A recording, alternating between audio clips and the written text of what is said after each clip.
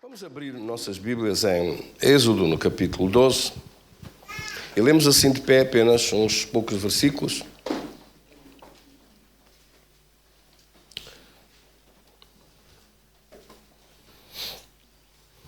Êxodo, capítulo 12, versículo 1, diz a palavra do Senhor. Disse o Senhor a Moisés e a Arão na terra do Egito: este mês vos será o principal dos meses e será o primeiro mês do ano. Falei a toda a congregação de Israel, dizendo: aos 10 deste mês, cada um tomará para si um cordeiro, segundo a casa dos pais, um cordeiro para cada família. E depois lemos no versículo 7. Diz assim, versículo 7, lemos juntos: tomarão do sangue e o porão em ambas as ombreiras e na verga da porta, nas casas em que o comerem. Naquela noite comerão a carne assada no fogo, com pães asmos e ervas amargas a comerão. Querido Senhor, damos-te graças da tua palavra, da tua bênção e do teu favor. Querido Espírito Santo, agradeço a tua palavra no nosso coração e na nossa vida. Glorifica o teu nome em nossa vida. Em nome de Jesus. Amém. Tenha a gentileza de sentar. Estimados irmãos, falemos algumas considerações sobre a Páscoa e o Cordeiro.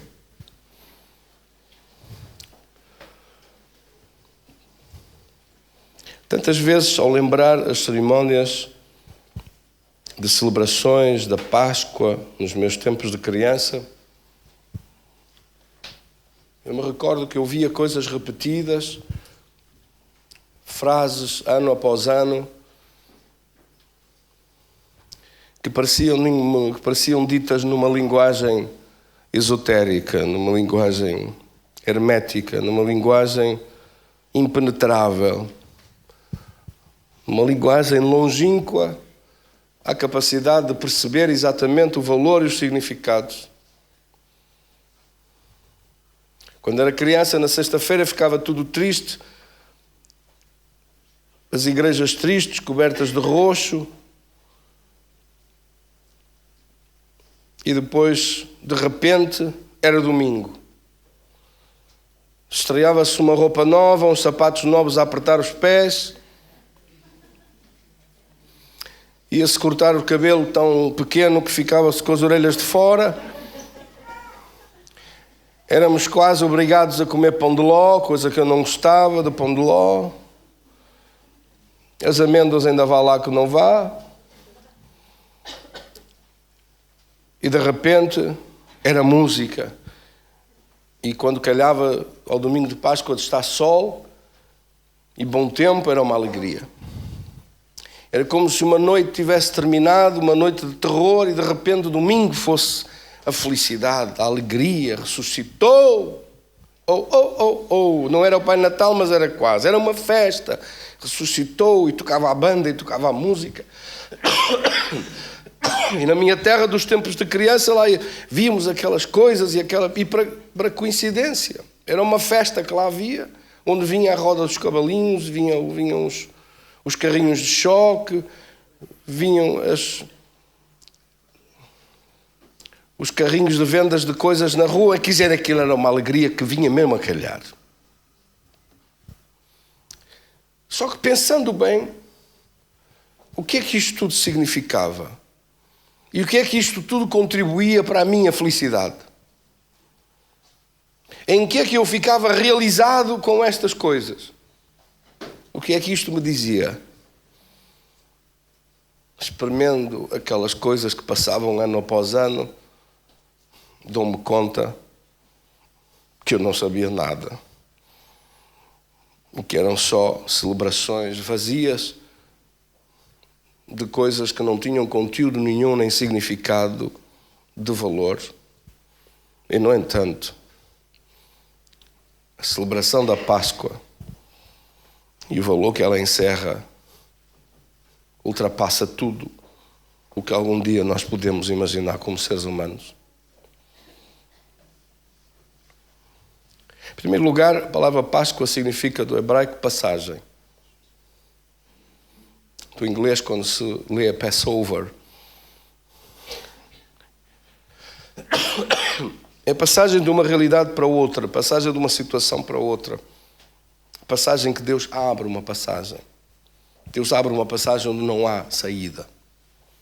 No fundo, esta mensagem que é entregue, esta palavra que nos é entregue por Deus, é uma palavra que, quando regressados à primeira celebração de Páscoa do Velho Testamento, em Êxodo no capítulo 12, vemos um povo, no livro de Êxodo, escravizado, um povo dominado no primeiro grande império que existiu na história da civilização, tal como a conhecemos no nosso tempo, o Império do Egito. E Deus envia um homem com uma vara na mão a atravessar o deserto e diz: deixa este povo sair.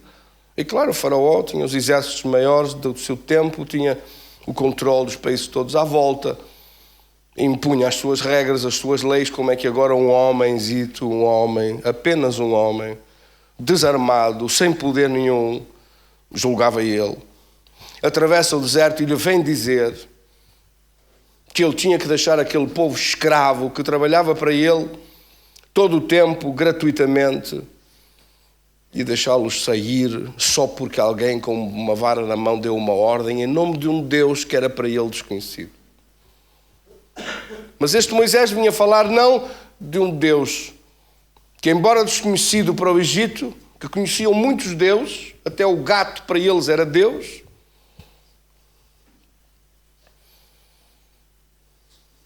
O Deus gato, o Deus crocodilo, o Deus muitas coisas. Quando não imaginava nem sabia o que estava para acontecer, porque aquilo não eram só palavras, era mesmo a palavra trazida do Deus Criador dos céus e da terra na boca de um homem que, depois de o ter ouvido e depois de ter tido contacto com este Deus extraordinário, de ter sido chamado e preparado por ele, obedeceu à voz de Deus e veio ordenar, não em seu nome, mas em nome do Deus que vinha representar, ordenar que deixasse aquele povo sair. Depois a história é conhecida. Começam as pragas do Egito, as 10 famosas pragas do Egito. As pragas dos piolhos, das moscas, dos gafanhotos, contra o maior exército da terra, contra homens poderosos, treinados, que não faziam mais nada senão treinar todo o dia a arte da guerra, que dominavam toda a civilização do seu tempo. Deus envia piolhos para o exército se coçar. Até tem um certo sentido de humor. Deus está lá de cima a dizer, a olhar para baixo, e quem pensam eles que são? Vão-se, mas é coçar, por favor. E dizer a alguém, vá-se coçar, não é propriamente ter em conta o grande poderio que esta pessoa representa. Eles achavam-se que tinham o maior poder do mundo e talvez do universo. Mas Deus disse, e de vos coçar, por favor. E pronto, eles começaram a coçar-se com os piolhos, depois as moscas, depois as rãs, os sapos, depois os gafanhotos comeram tudo, depois os animais começam a morrer, depois as trevas, até chegar, sucessivamente, até chegar ao último dia das pragas, em que Deus disse, quando o faraó ameaçou a Moisés, que o matava se o visse uma vez mais, se ele tivesse o atrevimento de vir uma vez mais à sua presença. Então, a palavra que o faraó disse, Deus tomou essa palavra e alterou-a para eles e para o Egito. Ainda não estava a perceber, ainda não tinha entendido com quem estava a tratar. O faraó pensou que estava a tratar com um homem, mas não estava a tratar com um homem, estava a tratar com o Deus que enviou aquele homem. E quando nós tratamos de Jesus, nós tratamos não só com o homem, mas tratamos com o Deus que está dentro daquele homem, que ele próprio é Deus, muito maior que Moisés. Quando Jesus disse isso, eis que vós adorais e respeitais tanto a Moisés, e aqui está alguém que é muito maior que Moisés. Eles não perceberam que Moisés era só um homem, mas que Jesus não era apenas um homem. e que veio para nós, não para nos libertar do império do faraó, mas para nos libertar do império das trevas e de Satanás mesmo, do reino daquele que gostava muito e queria muito substituir-se a Deus, reinando sobre todo o universo, no seu reino de trevas. Meus queridos irmãos, quando chegou a altura da ordem definitiva que Deus disse, agora Ele vai vos deixar sair, então Deus ordenou dizendo, esta noite vai ser a celebração da vossa passagem. A vossa passagem de saída. A abertura de uma passagem. Agora Ele vai vos deixar sair. E assim foi. Pelas palavras do próprio faraó. Atraiu sobre si mesmo a justiça e o julgamento que ele próprio determinou contra Moisés e o seu povo. E é extraordinário de ver que ainda assim Deus, nesta atitude e nesta decisão de somente deixar e permitir que fossem os primogênitos, está a demonstrar a sua misericórdia, porque só permitiu que fossem os primogênitos. E o faraó está a dar uma demonstração daquilo que é, em verdade, a arrogância do mundo. O que é a arrogância? Já reparou o que é a arrogância? Já reparou a vaidade e a arrogância que o mundo tem? O faraó a dizer que vai matar, que vai fazer, vai acontecer, vai realizar, vai... Ele está a dizer isto tudo. E Deus está a dizer, amanhã eu vou permitir, porque esta palavra quando está escrita no termo do hebraico, do permissivo, que nós não temos no nosso vocabulário. Nem nós, nem em inglês, nem em francês, nem em espanhol, nem nas línguas ocidentais não existe. No hebraico existe um termo que se chama, um tempo verbal que se chama o permissivo. Deus diz, eu permitirei que o destruidor saia. E sobre as casas onde não esteja aspergido o sangue, o destruidor entrará e todos os primogênitos vão morrer. Então você encontra de um lado a arrogância do faraó, dizer, eu faço e aconteço, e me sobra tempo, porque afinal quem manda aqui nisto tudo sou eu.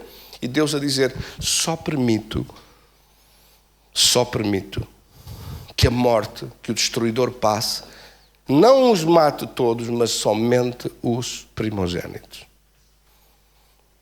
Está a ver o que é a arrogância das pessoas que, se não fosse Deus a dizer e a não permitir ao destruidor de acabar com a sua vida, amanhã não acordavam?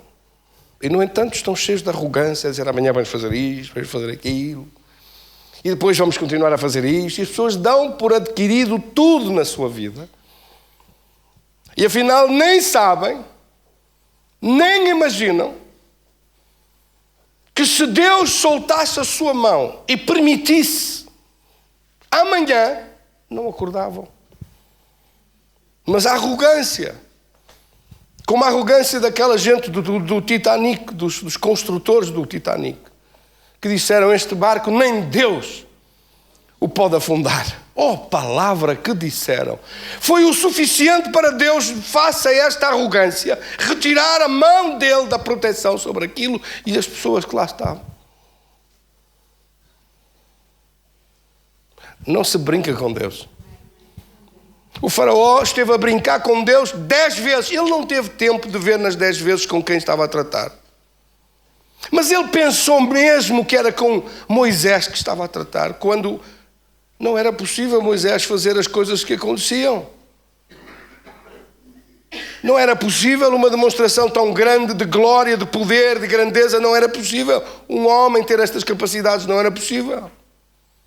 Era mais que o suficiente o tempo dele acreditar em Deus e abrir os olhos e ver que era Deus por trás daquelas ordens. Até porque cada ordem que ele dizia acontecia absolutamente certa. Não falhavam nem as vírgulas.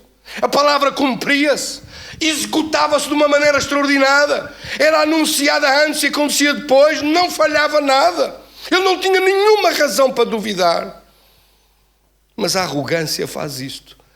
A arrogância faz com que o coração se feche A vaidade das nações, das pessoas que acham que são o máximo. Há gente que pensa que é a última bolacha do pacote. Há gente que se acha o máximo. O Faraó achava-se o máximo. Achava-se o máximo. E na sua arrogância ele decidia, fazia, acontecia. E quem é que o ia parar? Ninguém o ia parar. Nem Moisés, nem Deus nenhum, nem coisa nenhuma. Porque ele não acreditava em nada. Ele acreditava somente na força das suas armas, na força dos seus recursos, na força do seu poderio, na força do que estava visível. E não via mais nada para além daquilo que estava nas suas mãos. Assim, no dia seguinte, de facto, nas casas que ouviram a palavra e nas casas que se deixaram cobrir pela presença do sangue, o sangue foi aspergido. E à meia-noite o destruidor passou, Deus soltou, deixou sair o animal feroz. E esse aqui é o verdadeiro animal feroz. Deixou sair. Ai, se Deus soltasse a sua mão da nossa vida e se Deus nos largasse da sua bênção. Ai, se Deus largasse a sua mão da proteção sobre a vida, o que pode acontecer? As coisas mais trágicas e horríveis começam a acontecer quando Deus olha e vê tanta arrogância, tanta vaidade, tanta basófia, desculpa esse termo, tanta basófia mesmo. Tantas palavras baseadas pura e simplesmente naquilo que as pessoas decidiram fazer, desligados completamente da sua vida com Deus. E Deus permitiu. E o destruidor passou. E naquela noite ouviu-se um grito de desespero em toda a terra do Egito, porque não havia nenhuma casa onde não houvesse pelo menos um que tivesse morrido. Quantos aqui são primogênitos? Olha estes primogênitos todos, olha. Se fosse naquela altura, você e eu, na minha casa o meu pai era o primogênito, eu era o primogênito, meu filho Josué era o primogênito, a Jordaninha era o primogênito. Só nesta casa eram 4. Uma vez. Imagine como é que as casas ficaram, como é que as famílias ficaram. Foi o próprio povo, é a primeira demonstração do poder de um povo que se levanta. O poder de um povo que se levanta. Eu acho que diziam que os gregos é que disseram que a democracia começa lá. Pronto, eu até certo ponto nós sabemos que é verdade. Mas a primeira vez que você vê na história onde um povo numa nação, num país se levanta prontos a acabar com o seu líder. Sabe quem foi esse povo? Foram os egípcios. O povo levantou um clamor tão grande que o faraó teve medo. O povo viu a verdade e o faraó não via nada na sua arrogância, estava cego de orgulho, cego da arrogância. Faz-me lembrar alguns líderes políticos hoje, estão tão cegos da sua vaidade, cegos da sua arrogância, que tem que ser o povo a levantar-se e a fazer barulho, a tocar pandeiretas e panelas e a bater tudo, e a fazer barulho e a levantar-se, a insurgir-se contra a arrogância, contra a falta de visão, contra a cegueira que os acometeu, que não são capazes de ver o erro que estão a fazer contra as nações e as decisões mal tomadas. Porque sabe, se alguém toma uma má decisão na sua vida, paga do seu bolso, paga com o seu sacrifício. Se alguém tem uma empresa, a empresa não funciona bem e acaba mal, a pessoa que a tem, o patrão dessa empresa, paga e paga tudo. Chegam lá, levam-lhe tudo, levam-lhe o triciclo, os pedais, a campainha das bicicletas dos miúdos, levam-lhe tudo. Mas um político atiram os países para um buraco, atiram os países e as nações para uma desgraça e depois ficam cantando e rindo, são promovidos para lugares mais altos e quem paga são as pessoas. E as pessoas começam a ver que essa injustiça horrível das decisões que são tomadas e não os afetam. É o trabalho mais protegido que há, o trabalho do político hoje. pode fazer o que quiser, pode atirar um país à falência, pode desgraçar uma nação, pode fazer com que milhares de pessoas se suicidem por causa da vida desgraçada que viveram por causa deles, e a eles não lhes acontece nada, rigorosamente nada. Estão salvaguardados, têm a sua vida garantida, têm os seus salários garantidos, têm as suas reformas garantidas, até têm retroativos. É uma coisa assustadora a arrogância que esta gente se tomou. Diz assim, mas isso é uma coisa nova. Não, não é nova, afinal já vemos isso desde os tempos do faraó. Esta gente não muda. Quando o faraó viu o clamor do povo e os gritos de desespero da nação toda, o faraó teve medo que o povo invadisse o palácio dele e desse cabo dele e destruísse tudo. E então o faraó deixou sair. E eu pergunto, deixou sair bondosamente ou contrariado? Contrariadíssimo. Mas deixou-o sair. Nós sabemos a história, sabemos que logo a seguir foi outra vez atrás deles para os afogar no Mar Vermelho. Mas mais uma vez Deus abriu uma passagem, porque afinal Páscoa é sempre que for preciso na vida daqueles que seguem Deus. Quantos aqui é que seguem Deus? Então você sempre terá uma Páscoa na sua vida. O diabo vem atrás de si e Deus abre uma passagem. Essa é a promessa da Páscoa. Essa é a proposta da Páscoa para os seus filhos, os filhos de Deus. E a expressão do sangue sobre a nossa vida tipifica o sangue de Jesus sobre a nossa vida. Porque pelo seu sangue nós fomos comprados e fomos retirados do poder das trevas. Amém? Colossenses 1,13 diz que nós fomos tirados do império das trevas e fomos transportados para o reino do seu amor. Colossenses, capítulo 1 e versículo 13. Fomos tirados, não fomos tirados do Egito e do faraó, fomos tirados de um império pior. Alguém muito maior que Moisés veio aqui e tirou-nos das garras de Satanás. Tirou-nos do poder do mal, do poder maligno, ter poder de dominar, de fazer o que quisesse, de reinar sobre a vida humana, de dispor, escravizando a vida do ser humano e fazer o que ele quisesse. São esses os direitos que o diabo tem sobre todos aqueles que não aceitam a proposta de Deus, as condições de Deus, o caminho que Deus oferece, a aliança que Deus estabeleceu na vinda de Jesus e o sacrifício da cruz em favor da nossa vida. Jesus veio exatamente para isto. Alguém muito maior que Moisés chegou, gerado não por um homem, mas gerado por Deus, pelo Espírito de Deus no ventre de uma mulher virgem. Gerado sendo por dentro Deus e por fora homem. Sendo perfeito nos seus caminhos, perfeito nas suas ações, perfeito desde o pensamento até toda a ação desenvolvida, perfeito na obediência ao Pai, perfeito em tudo o que fez e viveu. E tendo essa perfeição em absoluto, foi capaz de trocar conosco pelas nossas imperfeições. Sendo justo na justiça absoluta de Deus, ocupou o nosso lugar das nossas injustiças. E não sendo condenável em nada, ofereceu-se para pagar a nossa condenação. Não tendo nenhuma dívida diante da beleza e da perfeição em absoluto de Deus, ofereceu-se para pagar pela nossa condição de ser tão feios diante da grandeza de um Deus que nos criou para viver em sua presença, a qual nós tantas vezes rejeitamos. De facto, meus queridos irmãos, alguém muito maior que Moisés veio. Muito maior que Moisés. Se João Batista disse, eu não sou digno nem de desatar as sandálias dos seus pés, não é digno, eu acho que nem de lhe tocar sequer, quanto mais de as desatar. Ele é incomparável. Jesus é incomparável.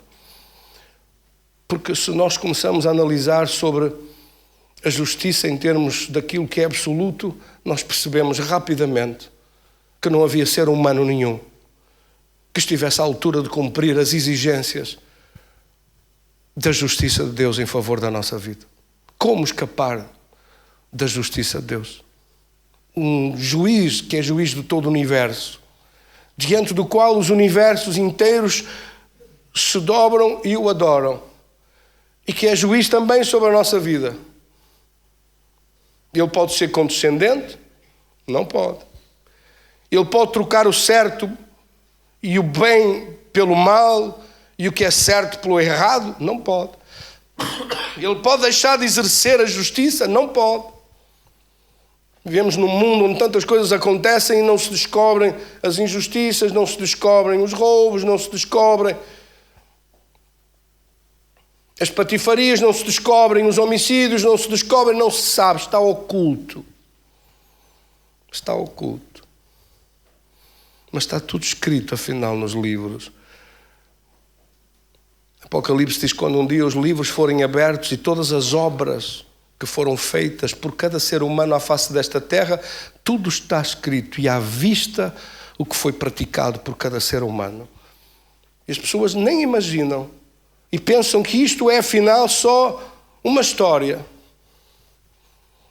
Mas que quem sabe a verdade e quem conhece aquilo que é a justiça em absoluto, sabe que a justiça teria que se cumprir e realizar. E nenhum de nós era capaz de se autolibertar e ser capaz de cumprir os requisitos desta justiça a um nível tão elevado que estão para além da nossa capacidade humana. Teve que vir, por isso, alguém de cima. Não de baixo, como um de nós, mas de cima. Nascido do alto. Gerado com a vida de Deus dentro de si mesmo. Com a natureza de Deus, não a natureza adâmica, mas a natureza de Deus em si próprio. Com a perfeição de Deus estampada em todo o seu corpo e no seu ADN, na sua mente, nas suas células, desde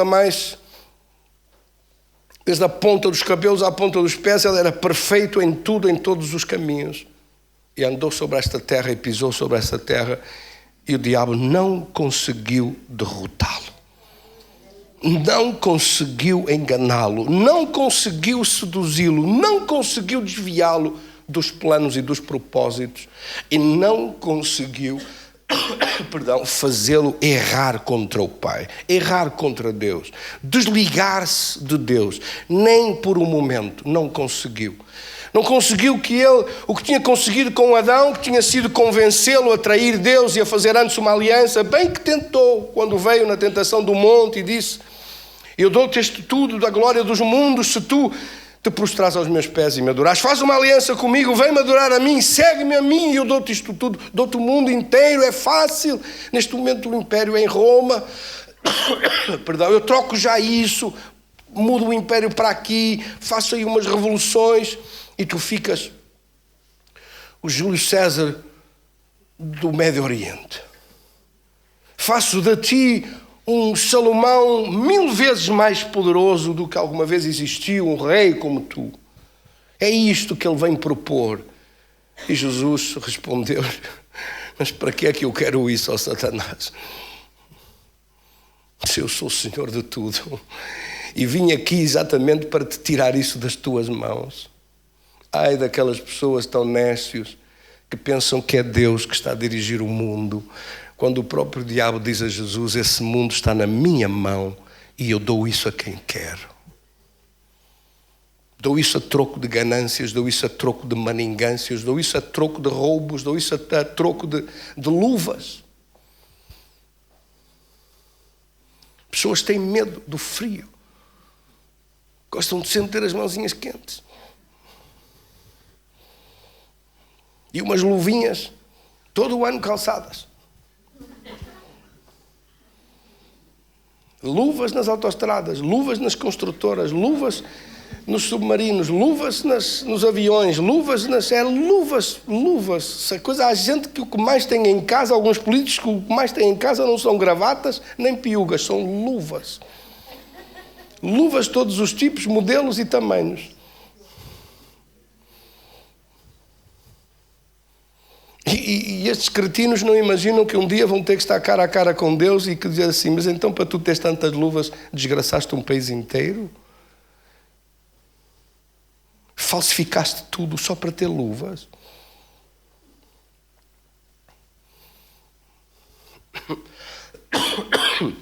Meus queridos irmãos, não havia ninguém, e não há ninguém, e continua a não haver ninguém que escapasse das garras do inimigo a não ser Cristo e vivesse aqui num corpo como este uma vida perfeita. Amém? De facto, para se entender bem a Páscoa, é preciso entender que desde o início em Gênesis o homem tinha perdido a glória de Deus e que tinha sido expulso do paraíso de Deus. Ou seja, a intenção de Deus era que aquele paraíso que estava criado, onde Deus convivia com o homem, que esse paraíso se estendesse pela terra toda. Essa era a ideia original de Deus. Que a glória de Deus se espalhasse pela terra toda, que o paraíso de Deus se espalhasse pela terra toda. Mas não foi isso que aconteceu. Adão decidiu virar costas contra Deus, fazer uma aliança com o mundo e seguir o seu próprio caminho à sua maneira. Por isso é que tanta gente hoje continua a dizer: eu cá tenho Deus à minha maneira, exatamente. Então revoltou-se contra o caminho estabelecido por Deus, contra a palavra estabelecida por Deus, que não tem nada a ver com religião, tem a ver com uma relação íntima, preciosa com Deus, de seguir a sua palavra, de obedecer às suas leis e aos seus princípios e de caminhar na sua luz, na sua direção e na sua revelação. E o homem tinha sido originalmente criado cheio de glória e majestade, via a dimensão do Espírito, via Deus, os anjos de Deus, o paraíso de Deus, a glória de Deus, e ao mesmo tempo via este mundo físico, um ser extraordinário, muito melhor do que esta realidade em que nós estamos hoje. Nós, no início, quando fomos criados em Gênesis, não havia sofrimento, não havia doença, não havia morte, não havia mal, não havia... nem havia sequer só esta dimensão física. O homem foi criado e via a dimensão da glória de Deus. Falava com Deus cara a cara, imagina, o paraíso de Deus. Os anjos de Deus, a presença de Deus e a glória de Deus estavam sobre esta terra, desciam sobre esta terra, nesse lugar especial chamado o paraíso. E esse lugar especial era para ser estendido pela terra toda. Era para a terra ser cheia da sua glória. E que o homem levasse essa glória de Deus pela terra toda. Em vez disso, o homem quebra a aliança com Deus, vira costas contra Deus, recebe a sentença que estava escrita por essa traição e faz aliança com quem? Com nem mais nem menos do que o diabo, que lhe veio oferecer aquilo que mais tarde ofereceu a Jesus também. E Adão faz aliança com ele. E Eva. Resultado disto, o paraíso é encerrado sobre essa terra. Começa o diabo a reinar e o homem fica escravo.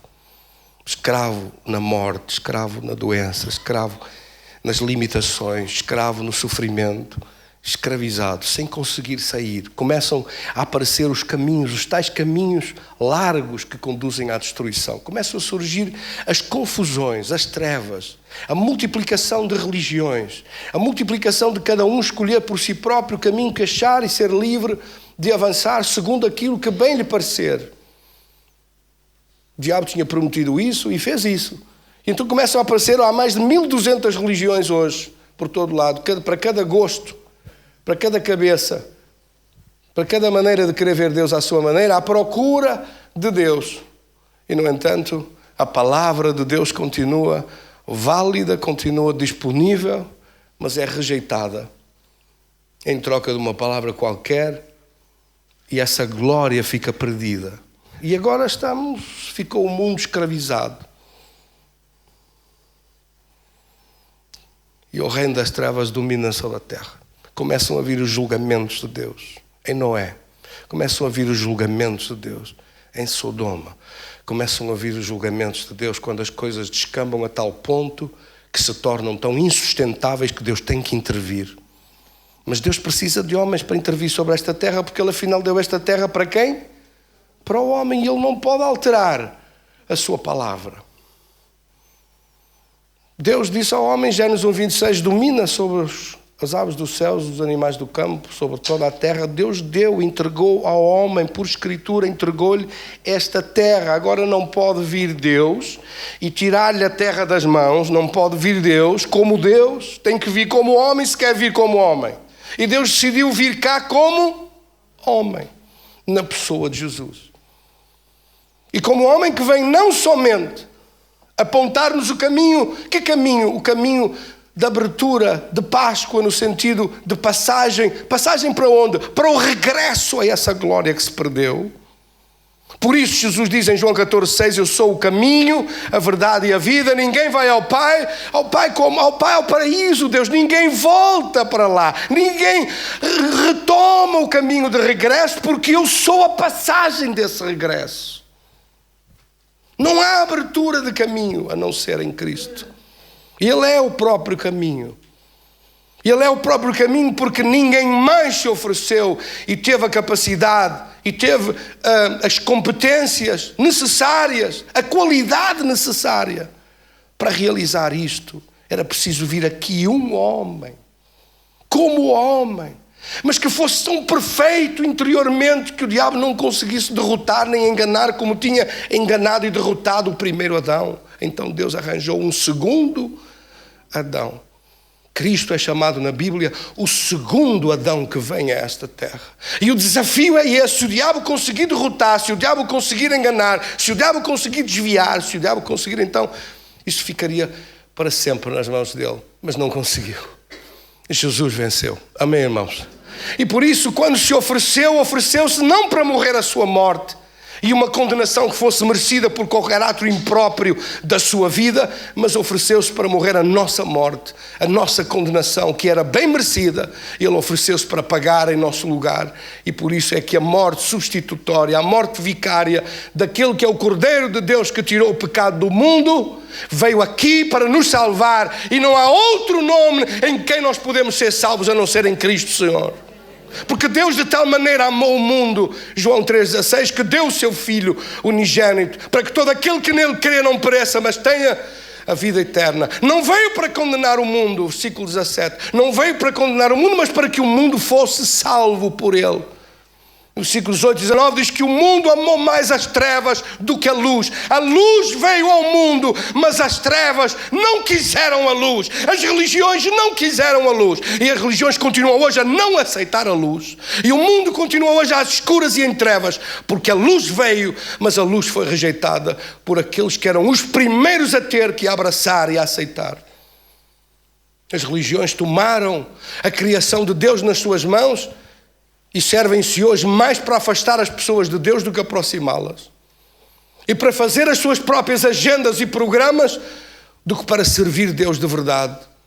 Jesus veio e só Ele é o caminho. Só Ele é o cabeça da igreja, que é o seu corpo, a plenitude daquele que cumpre tudo em todos. Efésios capítulo 1, versículo 23 e 22. Bendito seja Deus.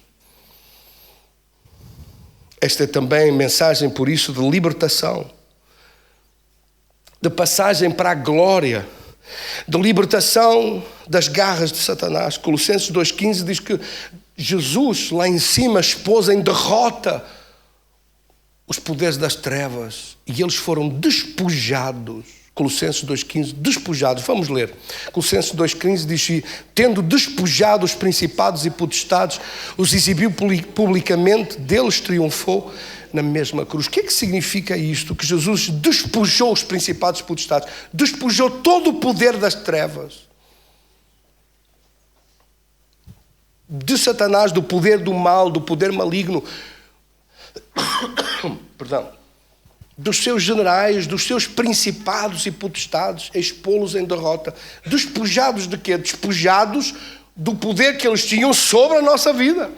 Agora, sobre todos aqueles que são meus, quantos aqui é que são de Cristo? Ele disse: estáis despojados do vosso poder sobre eles. Eles continuam a ter poder sobre aqueles que não são de Cristo. Mas sobre você e eu, o diabo não tem poder nenhum. Está despojado do seu poder. Páscoa é símbolo dessa glória, dessa vitória tão grande que Jesus veio pagar para que ela se tornasse acessível na nossa vida. É por isso a manifestação do amor de Deus. Porque a justiça foi realizada em Cristo para que sobre nós tivessem os braços do amor de Deus estendidos, amando-nos e perdoando-nos das nossas transgressões.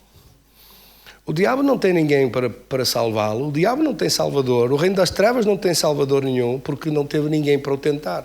Mas nós tivemos um Satanás que anda por aí a matar, a roubar e a destruir, e por isso Jesus veio para nos salvar a todos aqueles que têm a humildade. Não a arrogância do faraó, mas a humildade de dizer: Senhor, eu preciso de Ti, venha-me meu auxílio, salva-me, livra-me, perdoa-me, ajuda-me, conduz a minha vida para a frente.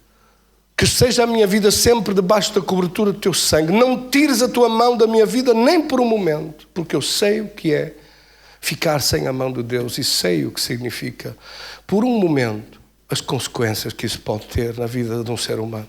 A destruição que o diabo pode causar na vida de alguém é avassaladora sem a proteção e a graça de Deus. Por isso não temos nem um pingo de orgulho, nem um pingo de arrogância, nem um pensamento de que somos os maiores do mundo e arredores e que não precisamos de Deus para nada. Pelo contrário, não somos nada sem Deus.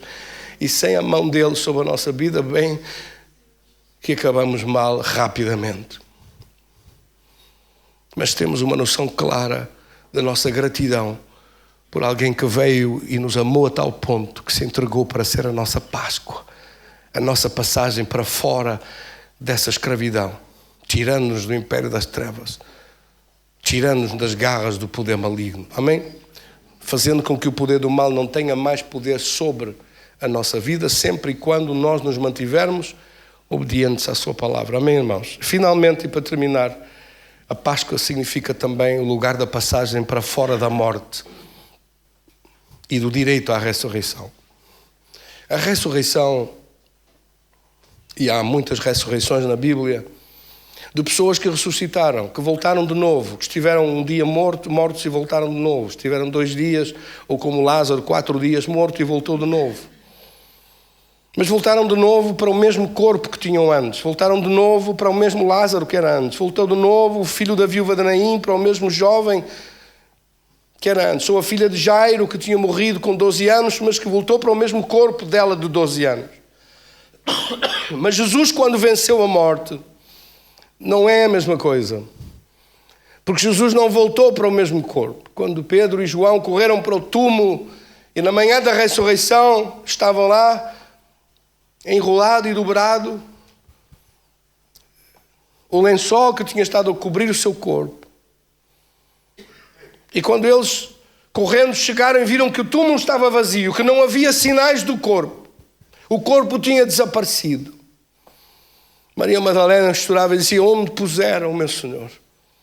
Onde puseram o meu Senhor? Se és tu, pensou que era o jardineiro que tomava conta dos jardins, dos sepulcros, onde estavam os sepulcros, e disse: se és tu que o guardaste e o levaste, diz-me onde o puseste. Diz-me onde o puseste. Onde é que te puseram, Senhor? Onde é que nós te pusemos? Para onde é que levaram o meu Senhor? Para onde é que nós o levamos? Para onde é que nós levamos Cristo? Diz-me onde o puseste. Essa é uma das frases mais belas da Bíblia, de alguém que está à procura dele e o quer ver, de alguém que o amou e apreciou e admirou tanto em vida que o quer ver outra vez. Diz-me onde o puseste para ir buscá-lo. Eu quero vê-lo outra vez. Quantos é que o querem ver? Onde é que o puseram as religiões? Onde é que o pusemos nós, líderes de religiões, de igrejas? Onde é que o pusemos? Onde é que o colocamos? Como é que o apresentamos? Deus tem a misericórdia de nós, porque nós temos que o apresentar como Ele é. E não podemos arrumá-lo em algum sítio. Temos que o manifestar em toda a sua grandeza, em todo o seu poder, em todo o seu resplendor, nos sinais, nas maravilhas, nos prodígios que Ele é capaz de realizar em favor da nossa vida, e não podemos escondê-lo.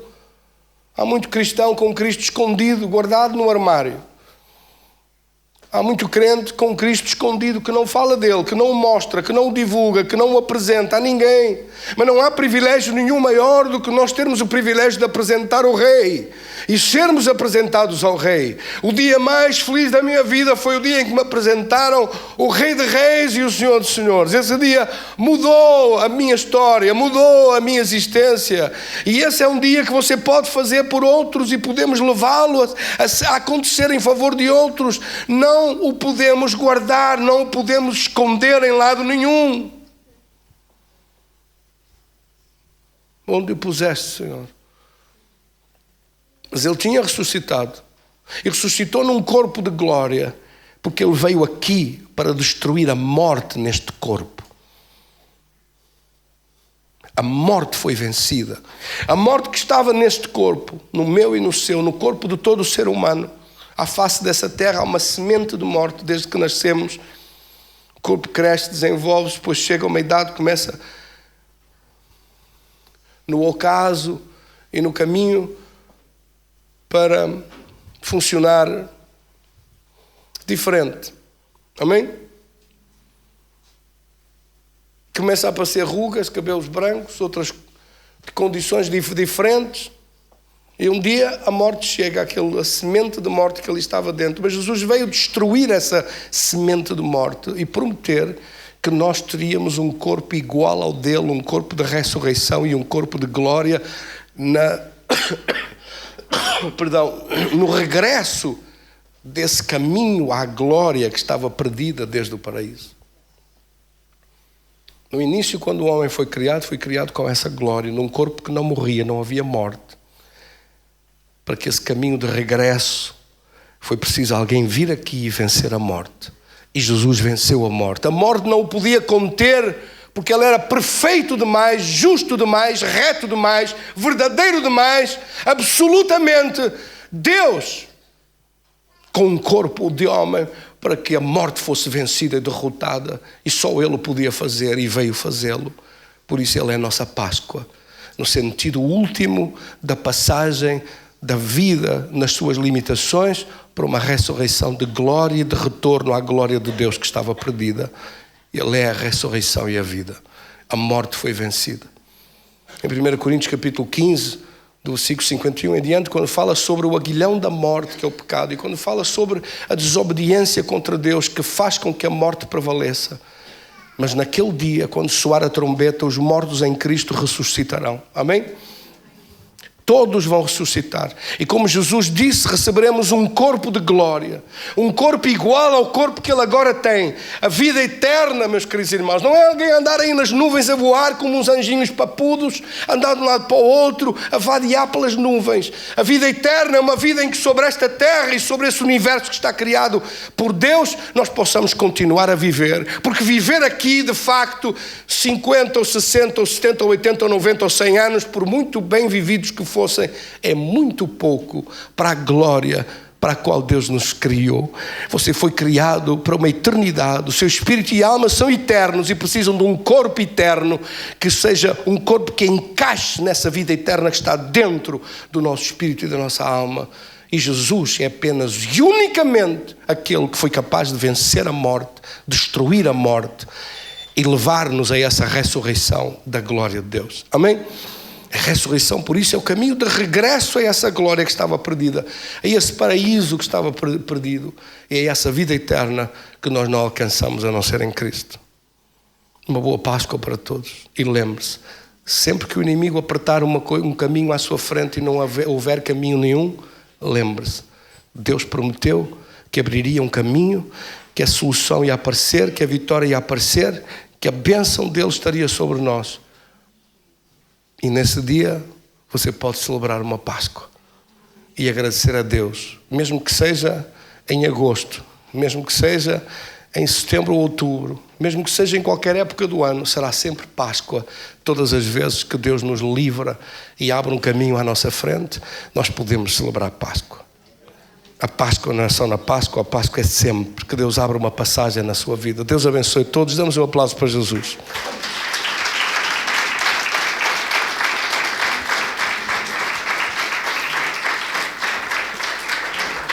Vamos então orar. Seguro na sua ficha de pedidos de oração pela Páscoa, aqueles que vão escrever ainda durante estes dias. Lembre-se que nós no segundo domingo do próximo mês temos 15 dias para escrever as nossas petições sobre o voto de Páscoa e iremos fazer isto durante este tempo. Entretanto, eu vou pedir para nós orarmos juntos. Diga isso comigo. Senhor Jesus, eu te agradeço de todo o coração, de tudo o que tu operas em minha vida e tudo o que tu fazes. Mostra-me sobre as coisas que eu quero que um caminho se abra, um caminho de resposta e de solução na tua presença, um caminho de vitória que vem de ti, Senhor, para os teus filhos. Eu te agradeço de todo o coração. Tu abres caminhos na minha vida e fazes aparecer soluções e respostas de onde eu não poderia imaginar. Tu és Deus, Criador dos céus e da terra. Toma a minha vida em tuas mãos. Querido Senhor, sejamos nós cobertos no sangue de Jesus. Aquele sangue que foi aspergido, se era só um sangue simbólico no Egito, mas valeu para proteger as casas e as famílias dos hebreus. Quanto mais hoje, sobre nós está aspergido o sangue do Cordeiro, e nós te agradecemos em nome de Jesus, da aspersão deste sangue, da cobertura da tua proteção na nossa vida, em nome de Jesus. Amém. Ficamos a orar, toda a gente a orar. Put your eyes on this.